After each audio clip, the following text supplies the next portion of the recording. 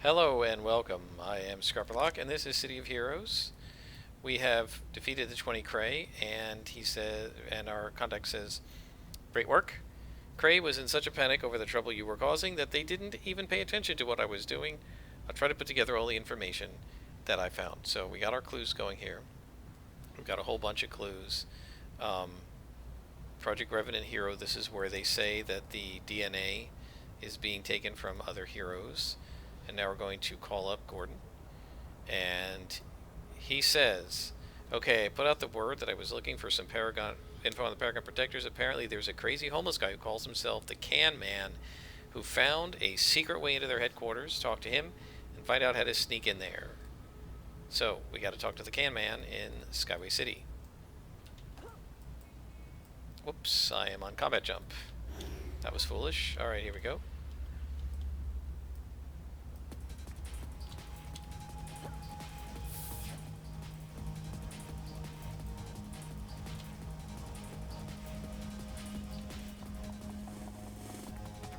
Alright. And let's go Skyway City South. I have no idea. It's just 50-50 chance. I have no way of knowing. Nope. We gotta go north. Because he's on the north side of town, as you can see from the map there. It's 1.16 miles away, so it'll be quicker to just click in here. And go to Skyway North. And here we are. And now he's only... where? 539 yards away. And here we go.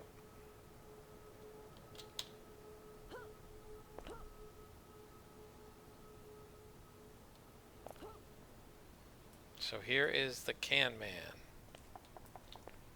Homeless guy. And he says, "Paragon Protectors, you say? I haven't seen them in a day.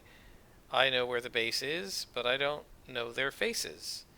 In the fall sewers, you will find them." So we gotta go to Founders Falls now. There's a lot of running around in this mission.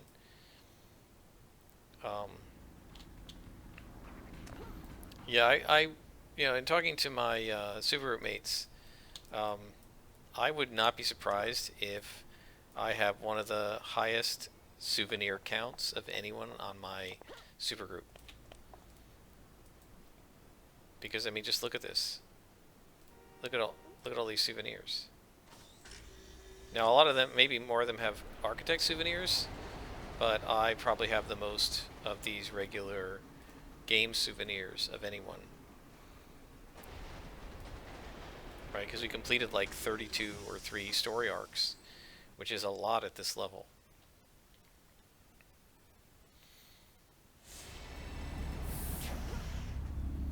Alright, so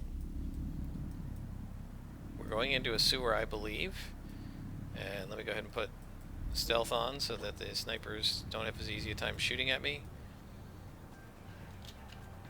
Now I'm going to look for them now, actually, because I can actually beat them up now.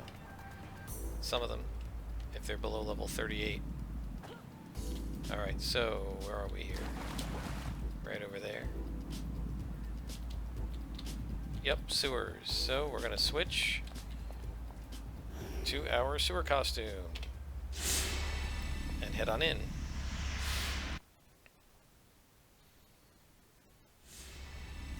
So we wind through the sewers until we find out that there's a lab attached. So we don't need our sewer costume. Okay, so we're going to be fighting a lot of Paragon Protectors here. These are the lieutenants. I'm not sure if they have that same... it's the regen power. I can't remember what it's called. That makes them like almost impossible to hit. But we're going to just hit this guy as hard and fast as we can. Okay, so he's super reflexes, not regen. Got him. So those guys aren't so bad. Yeah, I can't remember the name of the regen power. That's the final regen. It's the regen equivalent of Elude. It's incredibly powerful and makes it really hard to hurt and hit a character. So like they're hard to hit, and when you hit them, you do almost no damage to them. It's similar to Unstoppable, and it works for, you know, like 2 minutes or something, and then they crash, which is exactly the same as most of the other final powers, is that crash. And we saw that in the last episode from one of the bosses. And then with the other bosses, I just tried to hit them so hard that that they didn't have time to do it, and I was successfully able to do that. And these guys are just minions, so I don't think they can do that kind of stuff. These guys are scrappers, and I remember most villains up to this point are not really coded as scrappers. And I remember when my supergroup first started, you know, like a lot of them are blasters. There are some tankers, but most of them are blasters or controllers. They're generally blasters, or they're controllers, or they're defenders, for the most part. And when we started fighting the Paragon Protector bosses, a bunch of my friends were like, "Oh my God, these guys suck." And I was like, "Well, they're coded as scrappers, right? This is a spine scrapper." Nobody had spines at the beginning of when the game first launched, but scrappers. Same thing with claws, same thing with super reflexes. Now with power proliferation, they've given super reflexes to tanks and brutes and stalkers, right? But that wasn't the case at launch. And so when we first started fighting Cray and they were fighting the protectors, like, "Oh my God, these guys suck." I'm like, "Yeah, they're scrappers." Scrappers are very tough. We have good defenses, and if we've slotted our defenses, and if we know what we're doing, between the damage we deal and the defenses we have, the scrappers are very hard to put down. And you can see that in the playthrough we've done, because so far, except for one screw up, I haven't face planted with this character. And that's just because scrappers are very versatile and really quite capable of both dealing damage and mitigating it. Now this is a blaster.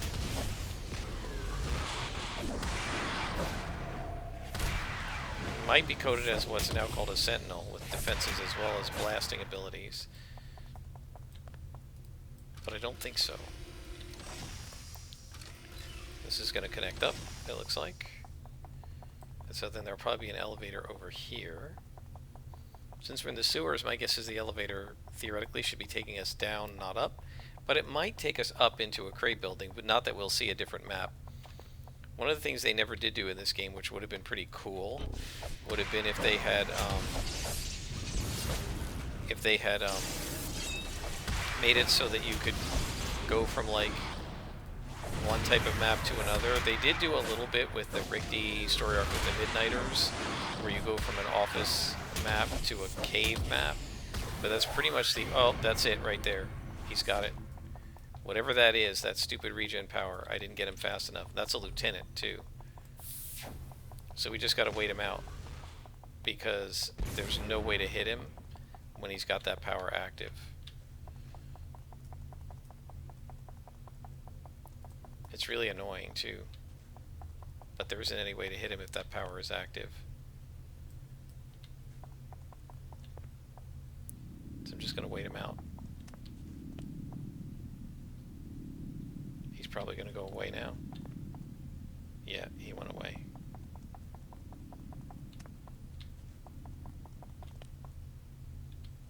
Yeah, our goal was always to try and stop him from doing that. I didn't think the lieutenants could do it. I thought it was just the bosses.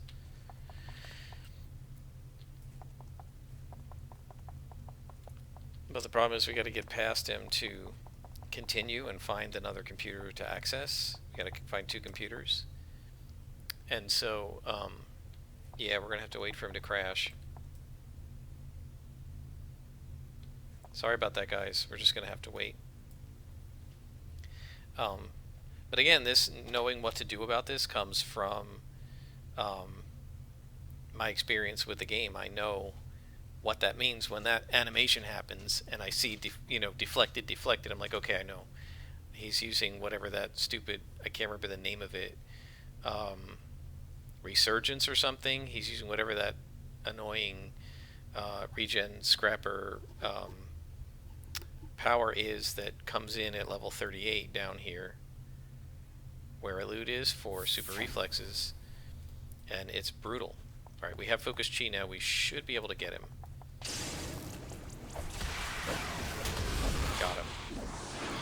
Yeah, so either it wore off or the focus chi was enough to beat him. I think it probably wore off. I don't think the lieutenants last as long, and I don't think any of the NPC villains last as long as a... oh, there must be an elevator up here. I don't think any of them last as long as the player ones. Alright, so we're going to have to take this guy out really fast. It all depends if they're coded as a scrapper or a blaster. If it's a scrapper, he's got that final power, which is a little unfair given that he's only level 36 and I can't get it till 38. Yeah, he's reflex. No, he got it. That was unstoppable though, I think, actually. It wasn't elude. Elude is a jump up and spin. These guys are minions, so they should be alright.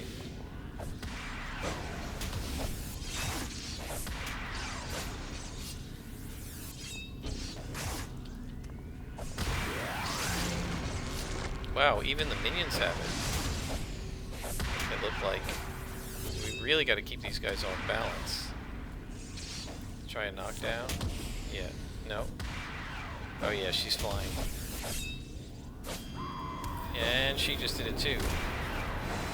So they've all got that defensive thing. It's just that as minions, it's not as powerful. Alright, we're going to have to go back because I missed a section.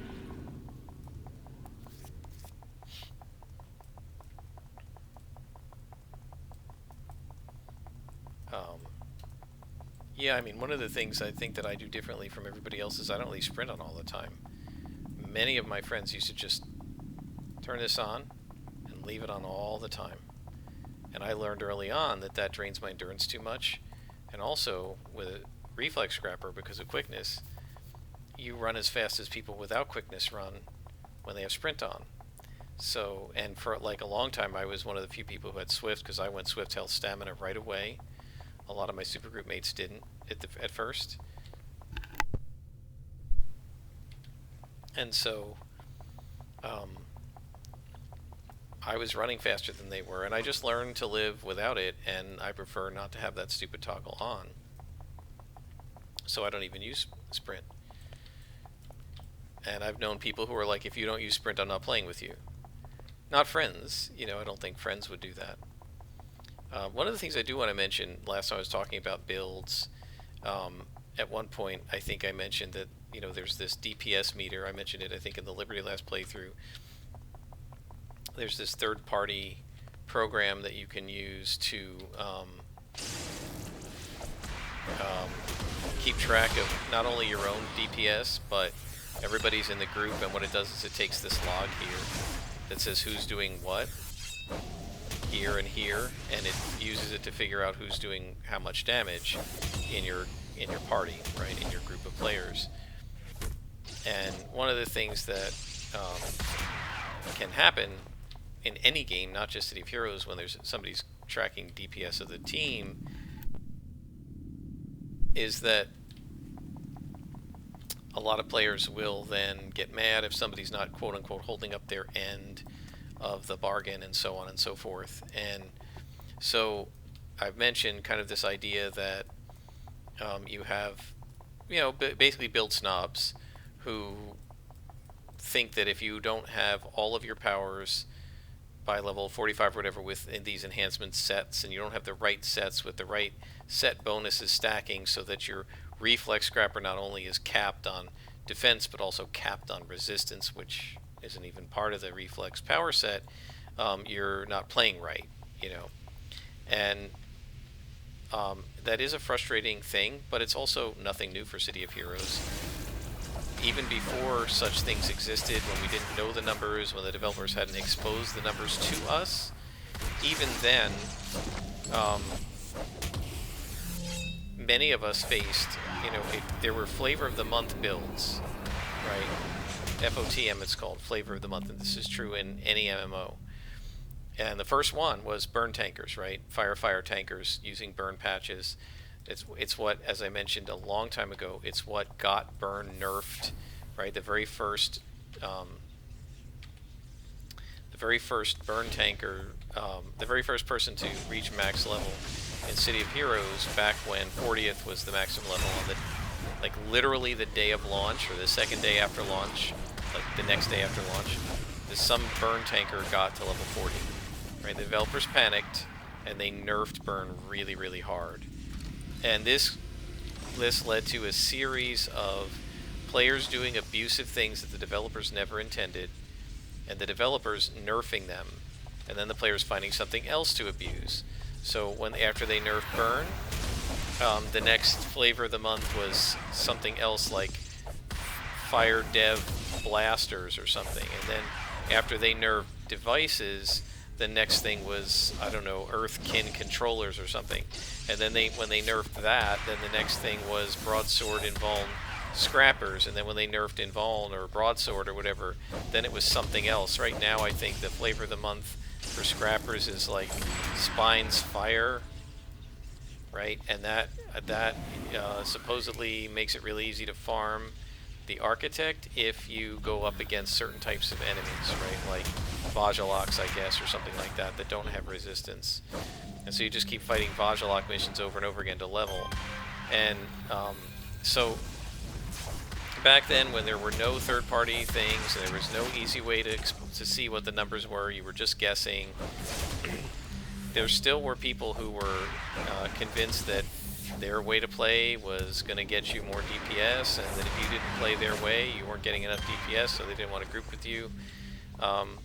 This has been a constant situation, and it is in every MMO, and I've always faced it. I'm always playing the quote-unquote non-optimal way because I play for fun instead of for DPS. Now, for some people, DPS is fun, and that's fine. I'm not criticizing anybody else's method of having fun, but DPS is not fun for me. What's fun for me is playing my missions and adventuring as my character. And I have a concept I want to play. So, I started in closed beta with a martial arts super reflex scrapper, and I really liked it, and it was my concept, and I kept the concept into live, and I was role-playing the concept and so forth. And so martial arts and super reflex together made sense, but both martial arts was considered the weakest of the available scrapper sets. There weren't many. Back then it was broadsword, claws, martial arts, dark melee, and maybe one other. And basically, the martial arts was considered the weakest, and I've mentioned why before. It's because it doesn't stack very well with any of the secondaries. The way, like for instance, dark melee stacks with super reflexes really well because. Are you kidding me with this? Let's knock these guys down. So super reflexes, dark melee stacks with super reflexes because it reduces the accuracy of your opponent, right? Of the guy you're fighting. This guy's ridiculous with this, and now I'm going to be even harder to hit him. Come on! Wow. So dark melee reduces their chance to hit, and that dovetails really well with super reflexes, right? But martial arts doesn't do that, right? And martial arts has different secondary effects, so some do knockdown, some do knockback, some do disorient, some do slow, etc. And so people said, oh, it's gimped.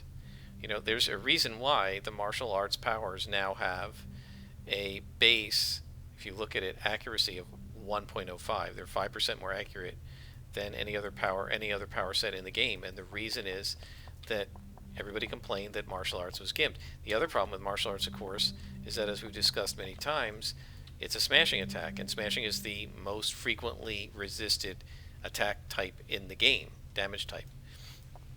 And then, on top of that, its individual attacks aren't that powerful, and some of them were damage over time and so forth. So it was considered a GIMP set.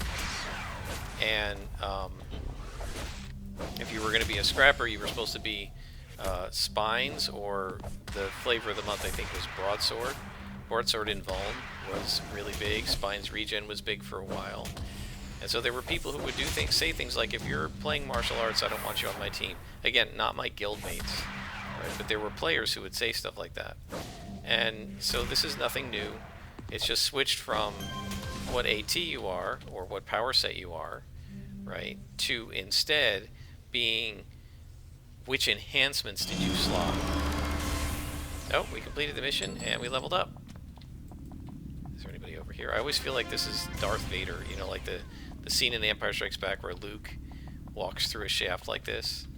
I always call it the Empire. I always think of it as the Empire Strikes Back thing, vent or whatever. May as well use our buff from leveling to beat the crap out of these guys. Still can't hit. Yeah, there's nothing worse than fighting a scrapper. Because they do so much damage and they have so much resistance to you. Anybody else? Well, there's another whole section over here. I'll beat these two guys up and then we'll head out. So yeah, other people deciding that they know how to build better than you do and that sort of thing, that's nothing new to City of Heroes.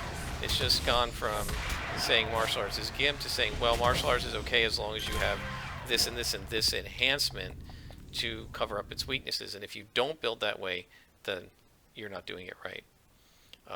This is very common in MMOs, in particular the flavor of the month stuff. Alright, so let's... Oh, we got a buddy. A Richter buddy. And another buddy. Hey, Richter. I love pounding on these guys. Hopefully we'll start getting some more Richter missions too, because they are fun. And we got some science. Look at all these science enhancements. So, I don't do flavor of the month builds. In fact, if I find out something's a flavor of the month, I usually avoid it. First of all, because one thing, I mean, not now, because this isn't a live game anymore. Nobody's developing it. Nobody cares. And so if your character's Uber, nobody cares. The guys who are running this game aren't going to stop people from farming the architect and you know, getting from level 1 to level 50 in 2 hours. They don't care. The developers used to try to stop that. So in a live game that's being actively developed, one reason I avoid flavor of the month is because I know it's going to get nerfed. So, alright, so we got a clue. So the Cray has a whole lab set up where these Revenant heroes are made. It looks like that's going to be your next target, Silver Phoenix. I was just in there. Wasn't I? Clues.